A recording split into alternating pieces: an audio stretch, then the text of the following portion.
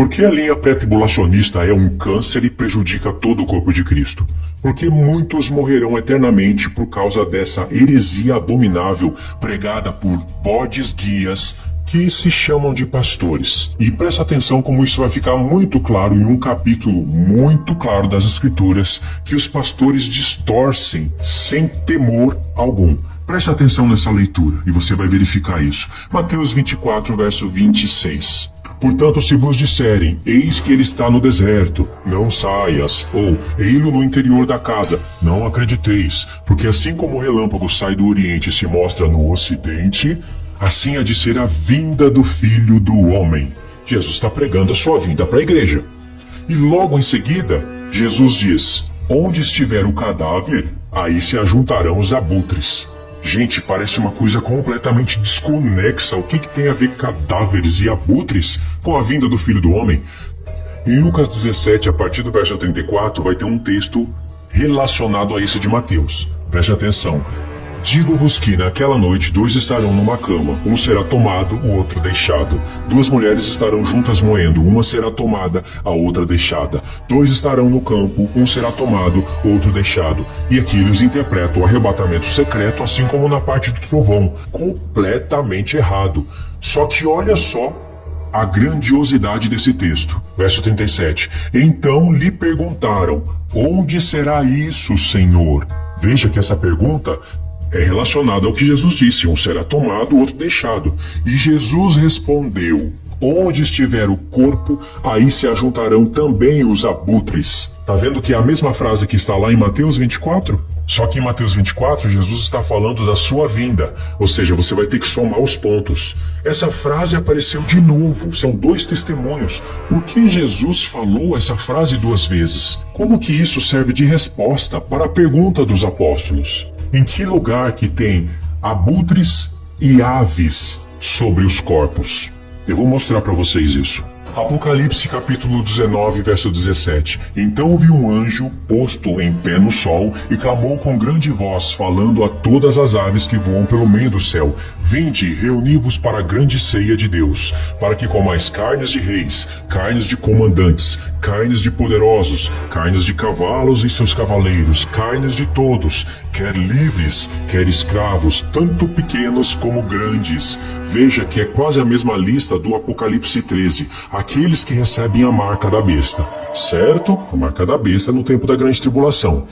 Verso 19. E vi a besta e os reis da terra com os seus exércitos congregados para a peleja contra aquele que estava montado no cavalo e contra o seu exército. Ou seja, a igreja vai ser arrebatada e vai estar numa peleja, mas é só depois dos 7 anos de grande tribulação. E aqui Deus está chamando as aves em cima dos cadáveres. Isso é a resposta de Jesus. É um código que ele deixou tanto em Mateus como em Lucas, quando Jesus está falando da vinda do Filho do Homem, onde um será tomado, o outro será deixado. Os discípulos perguntam, quando acontecerá a vinda do Filho do Homem? Quando será isso? E Jesus fala, onde estiver os cadáveres, aí se ajuntarão os abutres. E para ficar bem claro isso pra gente, Jesus deixou 2 testemunhos, um em Mateus e outro em Lucas. E agora, o que a linha pré-tribulacionista vai inventar, dessa vez, para contrariar os textos bíblicos? Porque isso foi uma resposta do próprio Senhor Jesus. Ou seja, o Senhor Jesus está dizendo que a igreja estará na grande tribulação. E veja como a palavra de Deus é um grande quebra-cabeça. Essa batalha é a batalha do Armagedon. A igreja vai estar presente, glorificada para essa batalha. Só que essa batalha acontece só depois dos 7 anos, no ressoar da última trombeta. Em 1 Coríntios 15, versos 51 e 52, Paulo fala de um mistério que acontece na última trombeta, o arrebatamento da igreja. E ele ali fala que o arrebatamento é em um só momento. Por isso que a linha pré-tribulacionista é um câncer. E olha o quebra-cabeça profético. Para os povos da besta estarem reunidos para a batalha contra Cristo e a igreja, tem que passar os 7 anos da grande tribulação. São os 1260 dias do profeta Daniel. Aí depois tem os 1290 e 1335. São 75 dias para Jesus e a igreja derrotar a besta e o falso profeta, aprisionar, julgar, dar o galardão para os seus servos e inaugurar o reino no 1335, que é a profecia de Daniel. Ah, mas nada disso interessa para os loucos pré-tribulacionistas. Para eles o que interessa é estar no céu fazendo bodas, se alegrando enquanto outros sofrem na terra, porque afinal eles eram justos e fiéis e podem fazer festa enquanto uma parte do corpo de Cristo sofre. Agora atenta para esse quebra-cabeça. O povo da besta vai estar reunido para a batalha, como está lá no Apocalipse 19. Tem que ter um preparo para ambos os grupos estarem ali de frente para a batalha. A besta e os reinos da terra, com todo o seu armamento, talvez tecnológico, e Cristo vindo do céu com a igreja. Só que algo prepara o povo para essa batalha. Está aqui, Apocalipse 16, verso 12. Derramou o sexto a sua taça sobre o grande rio Eufrates. O sexto anjo, né? Cujas águas se secaram, para que se preparasse o caminho dos reis que vem do lado do nascente do sol. Então vi sair da boca do dragão, da boca da besta e da boca do falso profeta 3 espíritos imundos, semelhante a rãs, porque eles são espíritos de demônios, operadores de sinais, e se dirigem aos reis do mundo inteiro com o fim de ajuntá-los para a peleja do grande dia do Deus poderoso. E aí vem a frase do Senhor Jesus: eis que venho como vem o ladrão. Não é a frase que os pré-tribulacionistas usam para falar do arrebatamento secreto? Mas essa não entra no joguinho deles. E se por acaso uma frase dessa entrar no joguinho de palavra deles, eles vão distorcer, assim como eles distorcem qualquer outro texto sem temor algum. Mas o próprio Senhor Jesus está dizendo que a sexta taça foi derramada e ele ainda não veio. Senão o Senhor Jesus não seria louco de falar isso, que venho como vem o ladrão. Bem-aventurado aquele que vigia e guarda suas vestes para que não ande nu e não veja sua vergonha. O que vai acontecer aqui é o que está em Apocalipse 19. O próprio Senhor Jesus vai convocar aves para comerem os corpos daqueles que serão massacrados. E isso é exatamente a resposta que o Senhor Jesus deu para a pergunta dos apóstolos que disseram: Senhor, aonde acontecerá isso?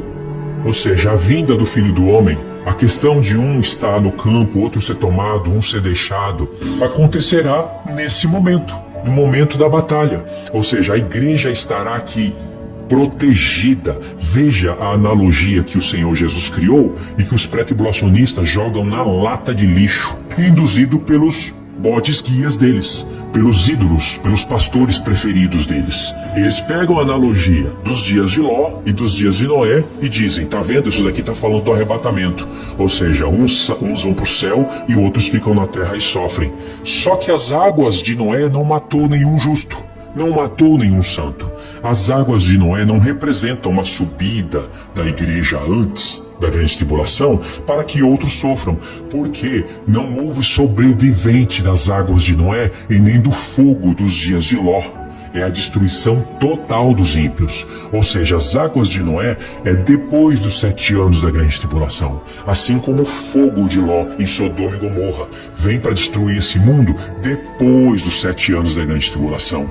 Depois que os santos darem o seu testemunho, aqueles que estiverem que morrerem dando testemunho, aqueles que ficarem vivos até o fim, ficarem vivos dando testemunho. Então eles distorcem as analogias que eles conseguem distorcer, e aqui eles não conseguem distorcer, eles nem usam, que é essa daqui. Veja que as 7 taças da ira de Deus, elas são bem parecidas com as pragas do Egito. A única coisa que não é semelhante é o número, porque no Egito foram 10 pragas e no livro do Apocalipse são 7 taças. Mas as pragas são semelhantes. E por isso que em Apocalipse 12 você vai ter ali um cenário onde tem um dragão que solta um rio da sua boca, que é semelhante a Faraó, que foi chamado de dragão do mar em Ezequiel 31 e 32. O rio que o dragão solta da sua boca é semelhante àquele exército que Faraó mandou atrás de Moisés, de Arão e de todo Israel. E qual é a analogia? A analogia é que se Deus Todo-Poderoso protegeu Israel lá no tempo do Egito, na terra de Gósen, sem precisar levar ninguém para o céu, o Senhor tem o mesmo poder para proteger muitos do seu povo aqui na terra, sem derramar taças da ira em cima deles, sem deixar eles morrerem. Ou seja, a igreja vai ser arrebatada na 7ª taça, ali no finalzinho da 6ª, quando derramar a sétima taça, a igreja arrebatada, testemunho do qual o Senhor Jesus